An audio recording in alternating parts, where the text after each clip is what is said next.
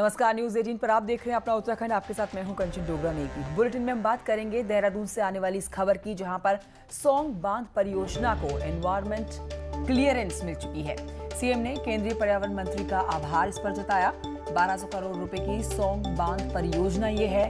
देहरादून और आसपास के इलाकों में इससे पानी मिलेगा। साल 2050 तक आपको बताएं, लोगों को घर घर तक पानी मिलेगा।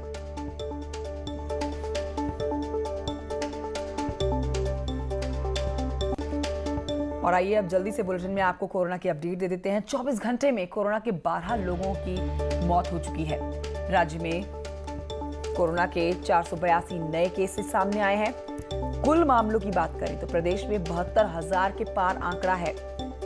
72,600 एक्टिव केसेस है, जिसमें एक्टिव केसेस 4600 है, माफ कीजिए। देहरादून में कोरोना के 152 नए मामले आए और बीते 4 दिन में 39 लोगों की जान जा चुकी है।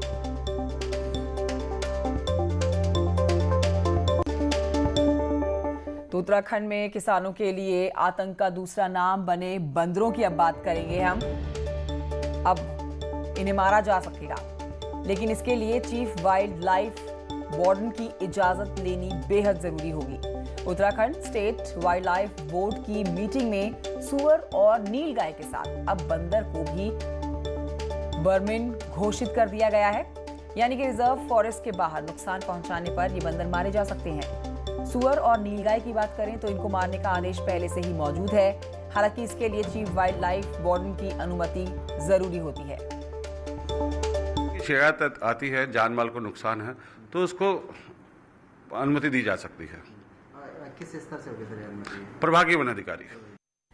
तो अब बढ़ते हैं आगे। आपको बताते हैं कि उत्तराखंड बीजेपी के प्रदेश अध्यक्ष बंशीधर भगत दिल्ली दौरे पर हैं और इस दौरान बुधवार को भगत ने केंद्रीय मंत्री नितिन गडकरी से मुलाकात की है। साथ ही आपको बताएं कि शिक्षा मंत्री रमेश पोखरियाल निशंक से भी बंशीधर भगत ने मुलाकात की। बंशीधर भगत ने गडकरी को उत्तराखंड आने का न्योता दिया। आपको हम तस्वीरें भी दिखा रहे हैं। बंशीधर भगत 2 दिवसीय दौरे पर दिल्ली में हैं।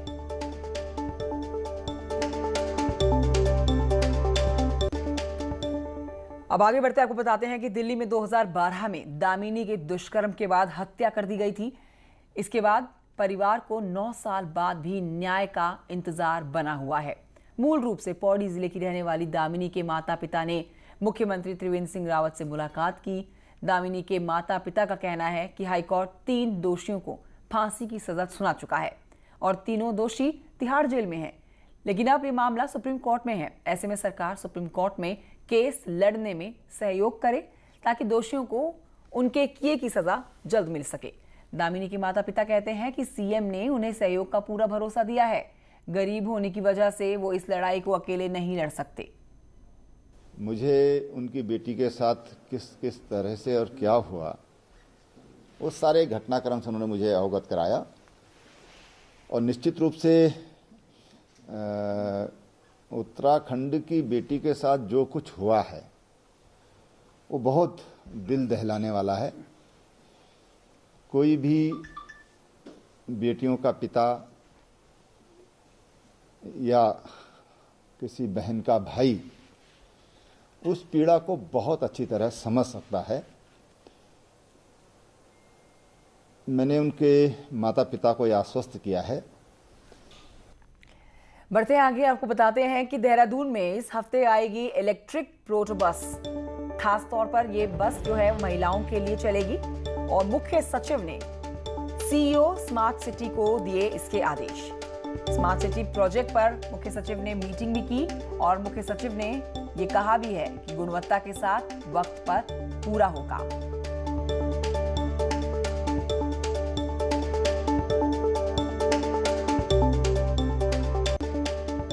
अब बात होगी लोक पर्व इगास की। उत्तराखंड में लोक पर्व इगास बग्वाल धूमधाम से मनाया गया है। एक तरफ जहां पर युवाओं ने भैलो खेलकर दीप जलाकर इस पर्व को मनाया, तो वहीं युवाओं ने पहाड़ी गीतों पर डांस करके इस परंपरा को निभाया भी है। दीपावली के 11 दिन के बाद एकादशी के दिन पहाड़ के लोगों को भगवान राम के अयोध्या आने की खबर मिली थी और इसी का जश्न बूढ़ी दीपावली और इगास बग्वाल के रूप में उत्तराखंड में मनाया जाता है।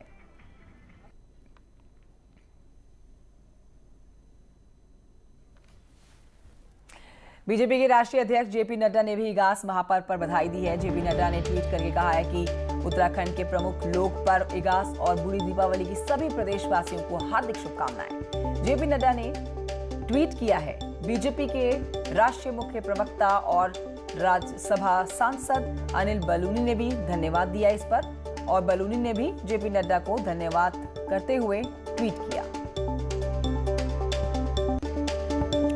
तो उत्तराखंड की महापर्व इगास की बात हम कर रहे हैं, जिसको लेकर पूरे राज्य में जबरदस्त उत्साह देखा गया। मुख्यमंत्री त्रिवेंद्र सिंह रावत ने प्रदेश की जनता को इगास की शुभकामनाएं दी। सीएम त्रिवेंद्र ने प्रदेशवासियों के सुख और समृद्धि की कामना की। सभी को इगास की बधाई दी गई। सीएम त्रिवेंद्र रावत ने गढ़वाली में लिखकर ट्वीट किया, सभी को इगास की बहुत बहुत बधाई। तो इगास त्योहार को लेकर नेताओं में भी जबरदस्त उत्साह देखा गया। राज्यसभा सांसद और बीजेपी के राष्ट्रीय मुख्य प्रवक्ता अनिल बलूनी की हम बात कर रहे हैं, जो दिल्ली में हैं और इगास का त्योहार मनाते हुए देखे गए।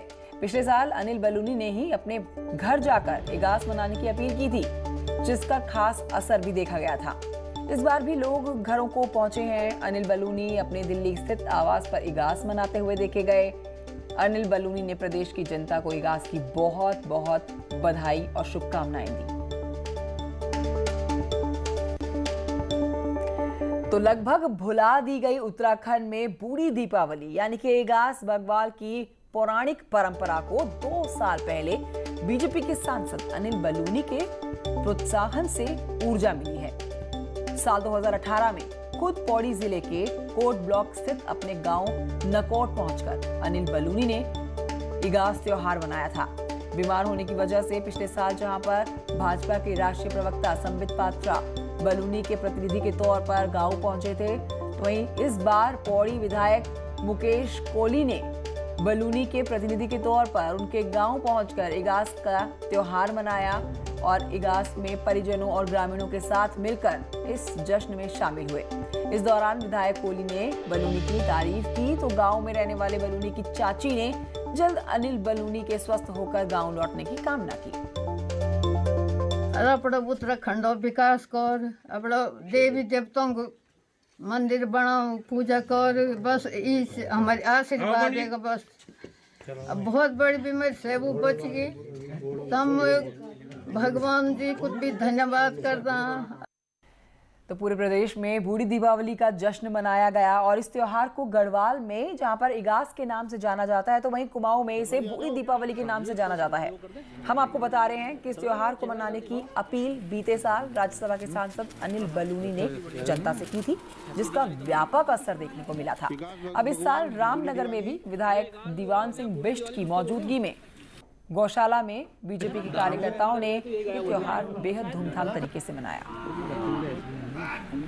आज हमने भी रामनगर में गौशाला में पहुंचकर नंदी देवी की पूजा कर यहाँ पर दीपक जलाए हैं और फुलझड़ी यहाँ पर बड़े हर्षोल्लास से आज हमने भी दीपावली मनाई है। राज्यसभा सांसद अनिल बलूनी का मैं तहे दिल से धन्यवाद करना चाहूँगा कि उन्होंने हमारी उत्तराखंड की परंपरा और संस्कृति को जिंदा रखा है।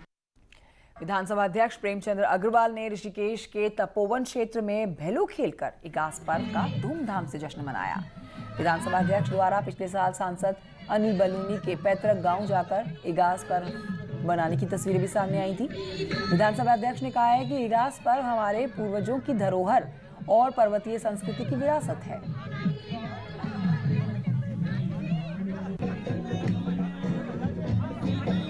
अब आपको बताते हैं कि नैनीताल के सांसद अजय भट्ट बूढ़ी दीपावली मनाने के लिए अपने गांव पहुंचे। अजय भट्ट अपने पैतृक गांव धनखल पहुंचे, जहां पर बूढ़ी दीपावली को बहुत धूमधाम से उन्होंने मनाया। पूरे परिवार के साथ तुलसी विवाह किया गया, रंगारंग कार्यक्रम हुए। सांसद ने अपील की कि साल में एक बार जरूर अपने गांव लौटें, जिससे गांव की रौनक भी बढ़ेगी। बूढ़ी दीपावली पर शाम को दिए जलाए जाते हैं।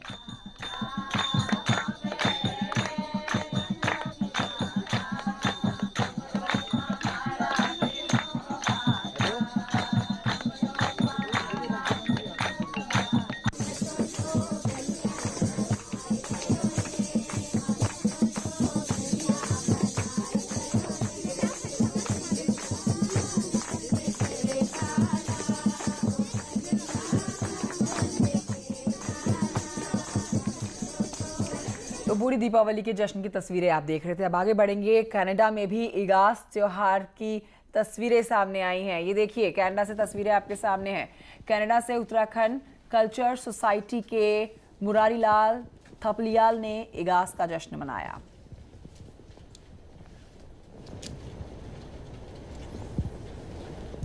ये आप देख रहे हैं कनाडा से तस्वीरें। उत्तराखंड वासी हैं ये और कनाडा में रहते हैं, जहां पर कनाडा में रहकर इन्होंने इस पर्व को धूमधाम से मनाया। की ओर से आप सबको इगास की बहुत बहुत बधाई।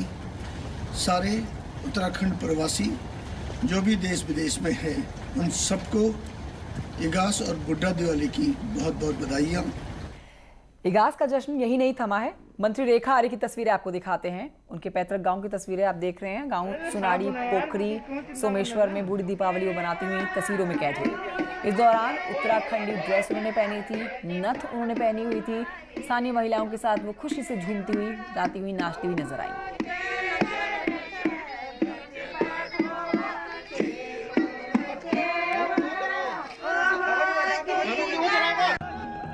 कोटद्वार में भी इगास की धूम देखी गई है। अब कोटद्वार की तस्वीरें आप देख रहे हैं। लोगों ने नाच गाकर इगास के पर्व को धूमधाम से मनाया। कोटद्वार के झंडा चौक की तस्वीरें, नाचते गाते लोग।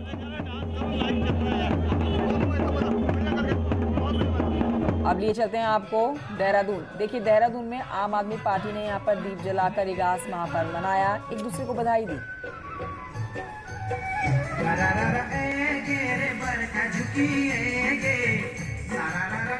तो पहाड़ के आंगन हल्द्वानी में विशेष तरह से बूढ़ी दीपावली मनाई जा रही है। तस्वीरें आपको दिखाते हैं, जहां पर दीपों का ये उत्सव कुमाऊनी लोगों की बूढ़ी दीपावली और गढ़वाल के लोगों की इगास के तौर पर मनाया जाता है। हल्द्वानी में पहाड़ की महिलाओं ने इस अनोखे अंदाज में भगवान राम के अयोध्या लौटने का जश्न मनाया। मान्यता के मुताबिक 14 वर्ष के वनवास के बाद राम के अयोध्या लौटने की खबर सुदूर पहाड़ के लोगों को 15 दिन के देरी से मिली थी, जिसके बाद राम के अयोध्या लौटने के दिन मनाई जाने वाली दीपावली पहाड़ में 15 दिन देरी से मनाई गई। त्रेता युग की हम बात कर रहे हैं। त्रेता युग में ये मान्यता पहाड़ में आज भी जीवित है।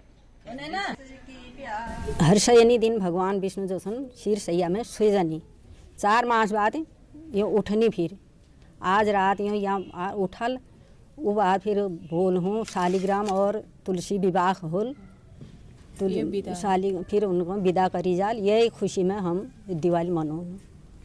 तो अल्मोड़ा में अब बेहद खास तरीके से बूढ़ी दीपावली मनाई गई है। यहाँ पर घरों में एपण बनाए गए, तुलसी में, घरों में, ओखल में एपण सजाए गए और हर्षोल्लास के साथ बूढ़ी दीपावली और इगास का त्योहार मनाया गया।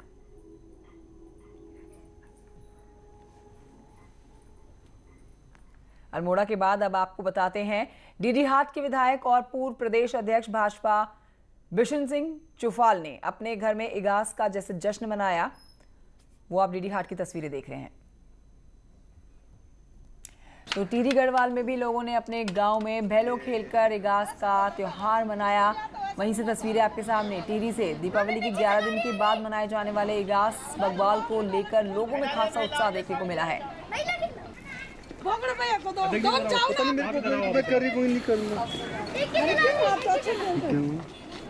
उत्तरकाशी के ऊंचाई वाले इलाकों में पिछले कई दिनों से लगातार बर्फबारी का दौर जारी है। मां गंगा के शीतकालीन प्रवास मुखवा में लगातार हो रही बर्फबारी से जनजीवन अस्त व्यस्त हो गया है। साथ ही आपको बताएं, गंगोत्री धाम हर्षिल भटवाड़ी में लगातार हो रही बर्फबारी के कारण ठंड बढ़ गई है और दूसरी ओर बर्फबारी होने से पर्यटकों में खासा उत्साह भी देखा जा रहा है। अब जिले के कई पर्यटक स्थलों और ट्रैकिंग रूटों पर पर्यटक पहुंचने लगे हैं।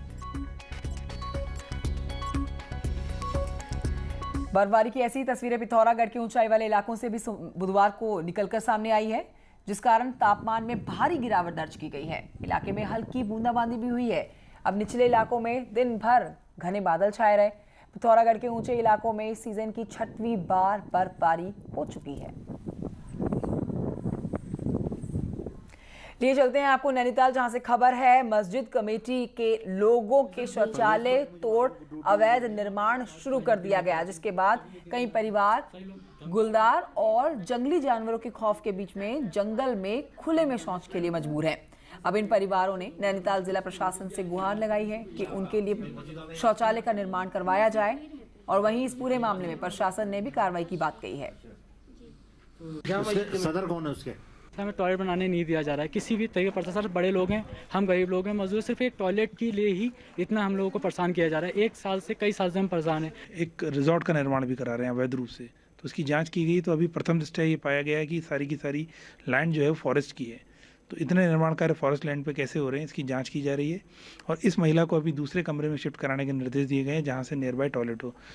उत्तराखंड के चमोली में भारत तिब्बत सीमा से लगी हुई नीति घाटी में रिलायंस जियो के 2 4G मोबाइल टावर शुरू हो चुके हैं। रिलायंस जियो नीति घाटी में कुल 10 टावर लगवाए गए हैं, बाकी 8 टावर पर काम तेजी से आगे बढ़ रहा है। घाटी में रहने वाले स्थानीय नागरिकों, ग्रामीणों के साथ सेना के जवानों को भी 4G संचार सेवाएं उपलब्ध हो पाएंगी। अब उत्तराखंड के मुख्यमंत्री त्रिवेंद्र सिंह रावत ने बुधवार को नीति घाटी के सुग्गी और जुमा गांव में मोबाइल टावर का उद्घाटन कर दिया। जुमा गांव में हुए इस खास कार्यक्रम में मुख्यमंत्री वर्चुअली जुड़े हैं। उद्घाटन कार्यक्रम में सांसद तीरथ सिंह रावत और बद्रीनाथ के विधायक महेंद्र भट्ट भी शामिल रहे। रिलायंस के चेयरमैन मुकेश अंबानी को धन्यवाद करते हुए मुख्यमंत्री त्रिवेंद्र सिंह रावत ने कहा कि सीमांत क्षेत्र में अंतिम व्यक्ति को कनेक्टिविटी देने का वायदा मुकेश अंबानी ने अब पूरा कर दिया है। मैं उनका आभार व्यक्त करता हूँ। लक्ष्मण फरकिया जी इसी क्षेत्र के हैं, राकेश भंडारी जी हैं। एक बहुत ही छोटे से ब्रेक के लिए यहाँ रुक रहे हैं, जल्द लौटेंगे।